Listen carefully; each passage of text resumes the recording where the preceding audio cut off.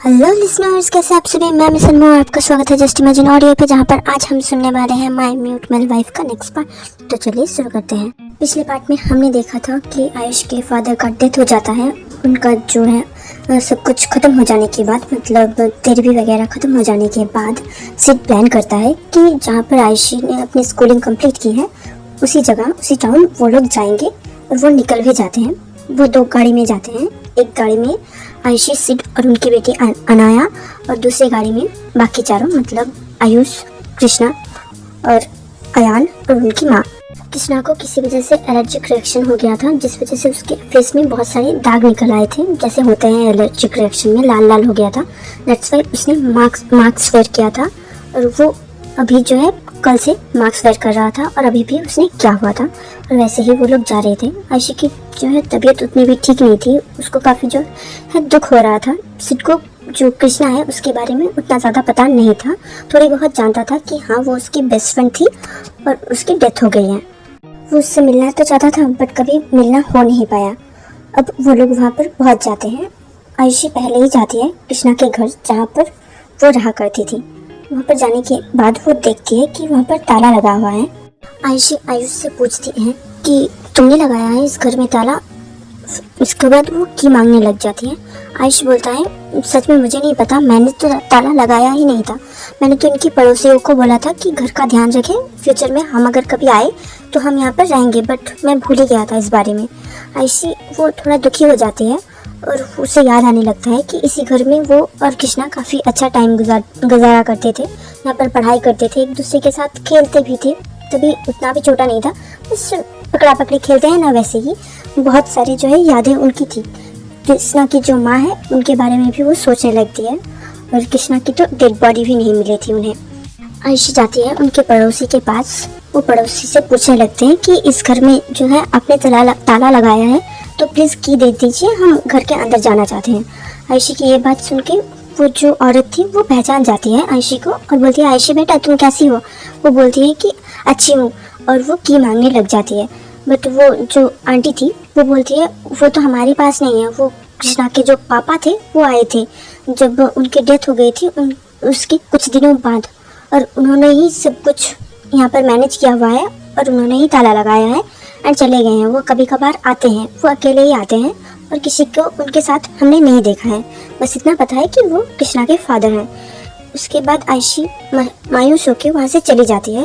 पूरी फैमिली बाहर खड़ी हुई थी, और आयुष बोलता है, क्या की मिला तुम्हें। यहाँ पर जो आयुषी है वो बोलती है कि नहीं, उन आंटी के पास नहीं है, शायद से कृष्णा के फादर को उनके बारे में पता चल गया एंड वो आए थे यहाँ पर, और उन्होंने ही उनकी सारी प्रॉपर्टी जो यहाँ पर थी, मतलब इनका घर, उन्होंने ही क्लेम किया है और उन्हीं के नाम पर है शायद से, और वही देखभाल करते हैं, कभी कभी आते भी हैं। फिर वो लोग वहाँ से चले जाते हैं। जो क्रिश है उसका तबीयत थोड़ा बहुत ख़राब लग रहा था, और उसे उल्टी जैसा भी फील हो रहा था। कुछ दिन से उसकी तबीयत काफ़ी ज़्यादा बिगड़ी हुई थी, कभी कभी चक्कर भी आ रहे थे, और यहाँ पर भी उसे थोड़ा बहुत चक्कर सा लग रहा था। दिन वहाँ से चले जाते हैं सभी लोग। दिन वो लोग एक पार्क में आते हैं। वहाँ पर था, काफ़ी पुराना पार्क था। वहाँ पर अयाना और अयान जो है वो दोनों जाते हैं एंड खेलने लगते हैं। वहाँ पर झूला वगैरह था, वहाँ पर खेलने लगते हैं वो दोनों, एंड वो लोग घूमने लगते हैं आसपास की जगह। आयुषी को अपने बचपन की बातें याद करके काफ़ी अच्छा फील हो रहा था, बट उसे एक दुख था कि उसकी बेस्ट फ्रेंड अब यहाँ पर नहीं है, और वो अपने पापा को भी काफ़ी ज़्यादा मिस कर रही थी। ये जो 10 सालों तक उसने ढंग से बात भी नहीं करी थी, शायद से 2 या 3 बार ही करी होंगी उनसे बात, बाकी तो वो नाराज़ ही थी, क्योंकि उसके पापा ने ज़बरदस्ती उसकी शादी करवाई थी। वो तभी शादी नहीं करना चाहती थी। अगर आपको याद नहीं है तो आप पिछले एपिसोड देख सकते हैं, शायद से पार्ट 1 या फिर पार्ट 2, उन दोनों में से किसी एक में होगा, मुझे उतने अच्छे से याद नहीं है। वहाँ पर कृष्णा को काफ़ी ज़्यादा, मतलब क्रिश को काफ़ी ज़्यादा सफोकेशन फील होने लगता है। फिर वो ज़ोर ज़ोर से सांस लेने लगता है, और थोड़ी देर बाद वो बेहोश हो जाता है। सभी लोग इधर उधर घूम रहे थे, उनके फैमिली मेम्बर्स, और देख रहे थे जगह को। जो कृष्णा की सासू माँ है वो एक जगह बैठी हुई थी। वो जब क्रिश को ऐसे गिरते हुए देखती है बेहोश होके, वो उसके पास दौड़ के जाती है एंड चिल्ला के सबको बुलाने लगती है। आयुष आता है वहाँ पर और उसे उठा लेता है। फिर वहाँ पर आयुषी और सिड भी आते हैं एंड उन दोनों को आयुष बोलता है कि तुम लोग बच्चों को लेके आओ, मैं इसे हॉस्पिटल में लेके जाता हूँ। देन वो उठा लेता है गोद में क्रिस को एंड उसकी माँ और वो एक गाड़ी में निकल जाते हैं हॉस्पिटल दिखाने के लिए उसे। वो जल्दी जल्दी हॉस्पिटल ले जाने लगते हैं उसे, बट कुछ दिन पहले अर्थक्वेक हुआ था वहाँ पर, जिस वजह से हॉस्पिटल की हालत काफ़ी ज़्यादा ख़राब थी एंड वहाँ का ज़्यादातर हिस्सा टूट गया था, जिस वजह से काफ़ी ज़्यादा नुकसान भी हुआ था और काफ़ी सारे मशीनरीज मतलब मशीन वगैरह वो भी डैमेज हो गए थे, जिस वजह से उसका चेकअप नहीं हो पाता है। मतलब खड़ा तो था बट अच्छे चेकअप के लिए उन्हें दूसरे हॉस्पिटल ले जाना पड़ेगा। देन आयुष डिसाइड करता है कि वो उसे उसी हॉस्पिटल में लेके जाएगा जहाँ पर हमेशा से उसका इलाज होता आया है। देन वो लोग चले जाते हैं। आयुष भी पहले उस हॉस्पिटल में जा रहे थे वो लोग भी, बट उसके बाद आयुषी की माँ उसे कॉल करके बोल देती है कि वो लोग उस हॉस्पिटल पे नहीं जा रहे हैं और दूसरे हॉस्पिटल में जा रहे हैं जहाँ पर वो लोग हमेशा चेकअप वगैरह करवाते हैं। वहाँ पे जाने के लिए उन्हें टाइम लगता है थोड़ा बहुत, लाइक 30 to 45 मिनट्स, बट अभी तक भी कृष को होश नहीं आया था। देन हॉस्पिटल ले जाने के बाद आयुष उसे गोद में उठाता है एंड भागते भागते वो हॉस्पिटल के अंदर लेके जाता है। वहीं पर वो लेडी मतलब डॉक्टर थी जो कि कृष को हमारा पसंद करती थी एंड वो कृष को ऐसे देख के वो काफ़ी ज़्यादा हैरान हो जाती हैं एंड उसको बुलाया, मतलब वो जल्दी जल्दी उनके साथ ही जाने लगती है। मतलब वो बाहर ही थी, अभी अपने केबिन में नहीं थी और अभी जो है उसका जो है पेशेंट नहीं आने वाला था, इसी वजह से वो जा रही थी घर। बट यहाँ पर कृष को देख के वो भागी भागी उनके साथ चली आई है एंड उसे एडमिट करवाने के बाद उसका चेकअप वगैरह करने लगती है। वो कृष के पेरेंट्स को भी इन्फॉर्म कर देती है। वो लोग आते हैं, कुछ टाइम बाद वो लोग भी आ जाते हैं एंड सिड क्या करता है, दोनों बच्चों को घर में छोड़ के आता है उस दौरान, पर बाद में वो भी चला आया था। यहाँ पर 1 घंटा हो गया था और सब कुछ जो है मॉनिटर कर रही थी और भी डॉक्टर्स थे। वहाँ पर क्या हुआ था किसी को पता नहीं चल रहा था, बट एक रीज़न हो सकता है, हमारा कृष फिर से प्रेग्नेंट था, जिस वजह से भी वो बेहोश हो सकता है शायद से। इस बारे में वो इन्फॉर्म करने के बारे में सोचती है। देन वो बाहर जाती है और भी कुछ डॉक्टर्स थे जो सब कुछ चेक कर रहे थे और वहाँ पर जाके उस डॉक्टर का नाम मैं बताना भूल गई, उसका नाम था उषा एंड उषा बोलती है कि वो प्रेग्नेंट है, शायद से इसी वजह से बेहोश हो गई थी। यहाँ पर वो कृष के पेरेंट्स से बात कर रही थी और वहाँ पर जो कृष की मदर इन लॉ है वो भी थी और उन तीनों से ही ये बात किया गया था वो प्रेग्नेंट है। यहाँ पर जो है आयुष वो बाहर खड़ा था, उन तीनों को अपने केबिन में बुला के उसने वो बात बताई थी और वहाँ पर बाहर जो है आयुष खड़ा हुआ था दरवाजे के बाहर और उसका दिमाग खराब हो जाता है ये सुन के कि कृष प्रेग्नेंट है, कैसे हो सकता है। इस वजह से वो गुस्सा होके अंदर आ जाता है और वो डॉक्टर से पूछने लग जाता है, डॉक्टर उषा से, कि ये कैसे हो सकता है, वो तो एक लड़का है। बट उसकी माँ उसे चुप करा देती है एंड देन खुद के साथ जाने के लिए बोलती है। और जो कृष के पेरेंट्स हैं वो पूछते हैं कि वो उसे होश क्यों नहीं आ रहा, भले ही प्रेग्नेंट है फिर भी होश तो आ जाना चाहिए था ना अब तक। उसके पापा काफ़ी ज़्यादा वर्ड लग रहे थे, उसकी जो माँ है वो भी वर्ड लग रही थी। यहाँ पर उषा बोलती है शायद से उसे पास्ट का कुछ बातें याद आ जाएगा, क्योंकि मुझे लगता है कि उसे किसी वजह से शॉक लगा है, इसी वजह से वो बेहोश हो गया है एंड शायद से उसको अपना पास्ट याद आ जाए। ये सुनकर उसके पेरेंट्स वो लोग शॉक थे, मतलब ना ही खुश थे ना ही दुखी थे, बट उनका चेहरा जो है शॉकिंग था। वहाँ से वो लोग बाहर आ जाते हैं। यहाँ पर डॉक्टर उषा वो अंदर चली जाती है फिर से कृष के केबिन में, मतलब वो सारी केबिन नहीं उसके रूम में, और वहाँ पर उसको ऑब्जर्व किया जा रहा था। कुछ टाइम बीत जाने के बाद जो है कृष को धीरे धीरे होश आने लगता है। तब उसके रूम में, मतलब क्या बोलते हैं मुझे याद नहीं आ रहा है, मुझे पता है बट मैं भूल गई हूँ। तो उसके रूम में वो अकेला लेटा हुआ था, उसकी आंखें खुलती है, वो आसपास की जगह को देखने लगता है और वो धीरे धीरे बैठ जाता है। देन वो अपने कपड़ों को देखता है, अपने पैरों को, जहाँ पर उसने हॉस्पिटल के कपड़े पहने हुए थे एंड उससे उसे पता चलता है कि वो हॉस्पिटल में है। तो जो भी ड्रिप्स वगैरह उसको लगे हुए थे वो खोल देता है अपने हाथों से और वो बाहर की तरफ जाने लगता है। बाहर सभी लोग काफ़ी परेशानी में खड़े हुए थे, कुछ बैठे हुए थे। जो आयुष है उसके सर में वो, मतलब अपने सर में अपना हाथ रखता है और जैसे उसे काफ़ी ज़्यादा हेडेक हो रहा था और अपने सिर को थोड़ा बहुत मसाज करने लगता है वो, क्योंकि उसे समझ में नहीं आ रहा था कि क्या हो रहा है। एंड वो जब क्रिश को देखता है देन वो खड़ा हो जाता है एंड उसको जो ऐसा लग रहा था कि उसे बिट्रे किया गया है और क्रिश ने उसे झूठ बोला है। इसी वजह से उसे देखते ही वो वहाँ से चला जाता है। उसकी माँ, जो मतलब आयुष की माँ थी, वो वहाँ पर जाती है उसके पास और उसको देखने लगती है। क्रिश जैसे उन्हें पहचान नहीं पाया और वो आगे बढ़ने लग जाता है। वहाँ पर आयुषी खड़ी हुई थी और वो उसके पास चला जाता है। देन उसे हग कर लेता है। हग करने के बाद वो फिर से उसी पोजीशन में बेहोश हो जाता है। आयुषी वो खुद से दूर करने की कोशिश कर रही थी।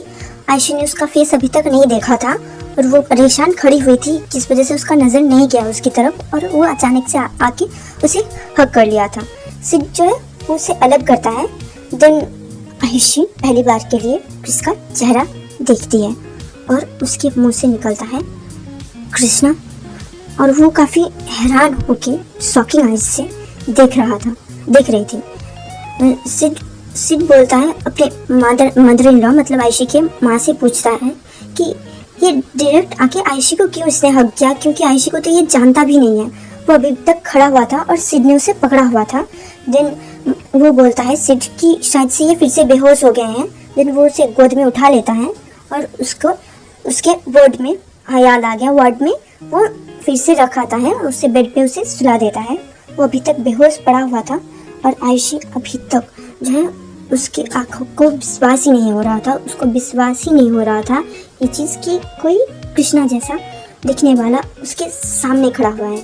उस जितना उसे पता है कि क्रिश तो एक लड़का है, उनका नाम भी एक जैसा है एंड शक्ल भी, बस जेंडर अलग क्यों है। वो वहीं पर ही बैठ जाती है। वहाँ पर जो सिड और उसकी माँ जो थी वो दोनों थोड़ी देर के लिए खड़ी रहती है। देन वो लोग भी बाहर चले जाते हैं। जो क्रिस के पेरेंट्स थे वो दोनों बात करने के लिए गए हुए थे डॉक्टर से और भी स्पेशलिस्ट थे उनसे। उन लोगों ने यही बोला था होश आने के बाद ही पता चलेगा कि क्या हुआ है। फिर उनकी यादें वापस आने की चांसेस काफ़ी हाई है। 45% चांस है कि उनकी यादें वापस आ जाए। जो उनके मतलब क्रिस के पेरेंट्स थे वो दोनों वापस आ जाते हैं।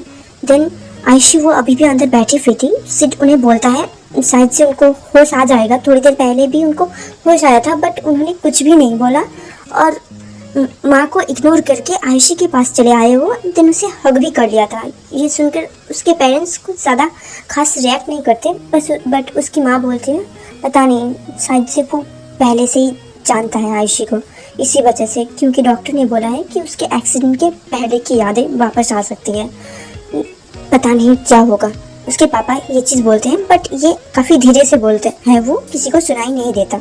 सिर्फ वो अलग परेशान हो रखा था कि क्रिस को कैसे जान सकता है आयुषी, और आयुषी उसके चेहरे को देखने के बाद वो उसके साथ ही क्यों ठहर गई। यहाँ पर आयुष वो थोड़ी देर बाद वापस आता है। उसने अभी तक अपने सर को पकड़ा हुआ था एंड बैठ जाता है वहाँ पर। सिड उसे बोलता है कि क्रिस को होश आ गया था थोड़ी देर पहले बट वो फिर से बेहोश हो गया है। इसमें आयुष वो कुछ भी बोलता नहीं है बट उसकी तरफ एक लुक देता है। देन वो अपनी पोजीशन में वापस आ जाता है। थोड़ी देर बाद वो क्रिश को देखने के लिए अंदर आ जाता है एंड थोड़ी देर बाद वहाँ से चला भी जाता है बट आयुषी अभी तक उसके पास ही बैठी हुई थी। वो काफ़ी शौक थी इस बात से कि दो इंसान इतने एक जैसे कैसे दिख सकते हैं। यहाँ पर थोड़ी देर बाद क्रिश को फिर से होश आ जाता है एंड अभी उसको कोई ड्रिप वगैरह नहीं लगे हुए थे क्योंकि उसे होश आ गया था, इसी वजह से वो आउट ऑफ डेंजर था और बस थोड़ी देर के लिए ही बेहोश हुआ था। वो बैठता है और देखता है कि आयुषी काफ़ी परेशान होकर उसके बगल में बैठी हुई है और आयुषी के दिमाग में ये भी चल रहा था कि ये वाला क्रिश जो है वो म्यूट एंड डेफ है और कृष्णा जो थी वो उनमें से कुछ भी नहीं थी। उसने भी अपना सर पकड़ा हुआ था। वो एक स्टूल में बैठी हुई थी और बेड पे उसका जो है हाथ था एंड उसने उसी हाथ से अपना सिर को पकड़ा हुआ था। यहाँ पर आयुषी को ऐसे देख के जो क्रिश है उसके कंधे पे हाथ रखता है और आयुषी तभी उसकी तरफ देखती है। यहाँ पर कृष्णा वो कुछ बोलने की कोशिश कर रहा था बट उसके गले से आवाज़ नहीं निकल रही थी। वो कुछ बोलना चाहता था तब आयुषी साइन लैंग्वेज में ही उसके साथ बात करने लगती है और पूछती है कि क्या बोलना है, तुम मुझसे क्यों बोलने की कोशिश कर रहे हो। देन उसको साइन लैंग्वेज में बात करता देख वो खुद भी साइन लैंग्वेज में ही उससे बात करने लगता है और अपनी माँ के बारे में पूछने लगता है कि मेरी माँ कहाँ पर है। देन आयुषी वो बाहर जाती है और कृष्णा की माँ के पास जाती है। देन उससे बोलती है कि आंटी शायद से क्रिश आपको बुला रहा है, वो अपनी माँ के बारे में पूछ रहा था। देन वो उसे ले जाती है अपने साथ और उसी स्टूल में वापस बैठ जाती है। कृष्णा की माँ आती है एंड देन उसे हग करती है और उनकी आंखों में आंसू थे और वो हग करने के बाद उसके फेस में किस करती है, मतलब फोरहेड में, एंड बोलती है हाँ बच्चा बोलो क्या हुआ, तुम ठीक तो हो ना। जो क्रिश है जैसे उन्हें पहचान नहीं पाया और हाँ करते हुए उसको देख रहा था। देन वो फिर से आयुषी की तरफ मुड़ता है एंड उसके हाथ को पकड़ता है। आयुषी अभी भी वो बैठी हुई थी और वो कृष्णा की माँ की तरफ देख रही थी एंड जब कृष्णा ने उसका हाथ पकड़ा तब वो उसकी तरफ देखने लग गई। यहाँ पर कृष्णा बोलता है कि ये मेरी माँ नहीं है, मेरी माँ कहाँ पर है उन्हें बुलाओ, तुम तो जानती हो उन्हें। देन आयुषी वो हैरान हो जाती है। उसकी माँ बोलती है बच्चा मैं ही तुम्हारी माँ हूँ, तुम मुझे पहचान क्यों नहीं पा रहे हो। क्रिस थोड़ी देर तक उन्हें देखता रहता है, मतलब लगभग 5 मिनट तक उनके फेस को स्कैन करता है। देन वो साइन लैंग्वेज में बोलता है कि आपकी आंखें, आपकी नोज़ वो मेरी माँ जैसी है बट आपके होठ मेरी माँ जैसी नहीं है, इवन आपका स्किन टोन भी अलग है और आपके बाल जो है वो घुंघराले हैं, मेरे माँ के बाल जो है स्ट्रेट थे। ये सुनकर उसकी माँ वो बैठ जाती है वहाँ पर और जिसकी तरफ देखती है और बोलती है नहीं बेटा तुम्हें कुछ गलत फहमी हो रही है, मैं ही तुम्हारी माँ हूँ, मेरा आँख नाक होठ पूरा फेस मेरे बाल मेरा पूरा बॉडी तुम्हारी माँ ही है। ये सुनकर क्रिस मासूमियत से अपना सर हिला देता है ना में। आयुषी वो काफ़ी चौंक गई थी एंड वो पूछती है, साइन लैंग्वेज में ही वो सब बात कर रहे थे और आयुषी पूछती है कि क्या तुम मेरे फ्रेंड हो स्कूल टाइम वाले। ये सुनकर क्रिश हाँ बोल देता है और बोलता है कि मैं यहाँ पर किसी को भी पहचान नहीं पा रहा हूँ, बस तुम ही हो अकेले जिसे मैं पहचानता हूँ, बाकी सब कौन है और ये मेरी माँ नहीं है। तुम मेरी माँ को जानती हो और तुमने उन्हें देखा भी है, इवन उनके हाथ से खाना भी खाया है। ये सुनकर आयुषी वो बाहर चली जाती है और बोल के जाती है कि आप लोग अच्छे से बात कर लो बट ये ऐसा बिहेव क्यों कर रहे हैं मुझे नहीं पता। आयुषी बाहर चली जाती है और अपना सर पकड़ के बैठ जाती है। उसको काफ़ी ज़्यादा रोना आ रहा था जिस वजह से वो रोने भी लग जाती है। देन उसे जाता है उसके पास और उसे हग कर लेता है और वो उसे जो है काफ़ी कस के हग करती है और काफ़ी ज़्यादा रोने लगती है और वो रोते रोते ही बोलने लगती है कि वो झूठ क्यों बोल रहे हैं और वो बोल रहे हैं कि वो मेरे फ्रेंड कृष्णा है, पर वो मेरे फ्रेंड कृष्णा नहीं है। भले ही उनका शक्ल और फेस दोनों ही मिलता है बट वो नहीं है, वो एक मेल है और मेरी जो बेस्ट फ्रेंड थी वो एक फीमेल थी, वो कैसे हो सकता है, वो उन दोनों में कुछ भी मैच नहीं है, इवन वो मेरे भाई से कभी भी शादी नहीं करती। ये सुनकर जो है सीधे से दिलासा देने लग जाता है और वो बोलता है कि ऐसे कैसे हो सकता है। जो आयुषी की माँ थी वो भी वहाँ पर बैठी हुई थी। यहाँ पर आयुष भी आ जाता है एंड वो सुन लेता है ये सारी चीज़ें। यहाँ पर प्रेगनेंसी वाली बात यहाँ पर सिड और आयुषी को नहीं पता था और उन दोनों को ये भी नहीं पता था कि वो प्रेग्नेंट हो सकता है। आई थिंक आपको क्लियर हो रहा है अभी कि कैसे प्रेग्नेंट हो सकता है क्रिश। हाँ थोड़ा बहुत डर लग रहा है क्योंकि इस टॉपिक में आज तक किसी ने भी किसी भी तरीके की सीरीज़ बोलो या फिर कहानी बोलो, ऑडियो बुक बोलो या फिर किसी भी तरीके की मूवी किसी ने भी नहीं बनाया है। अगर बनाया है भी तो भी मैंने नहीं देखा है और काफ़ी डर लग रहा है मुझे ये पोस्ट करने में। बट कहानी ख़त्म हो चुकी है। अगर पसंद आई तो प्लीज़ से लाइक करना और अगर ना पसंद आई है तो डिसलाइक करना। और उससे भी बड़ी बात, ये एक कहानी है तो दिल पे मत लेना। ठीक है, चलो, thank you for watching, bye bye.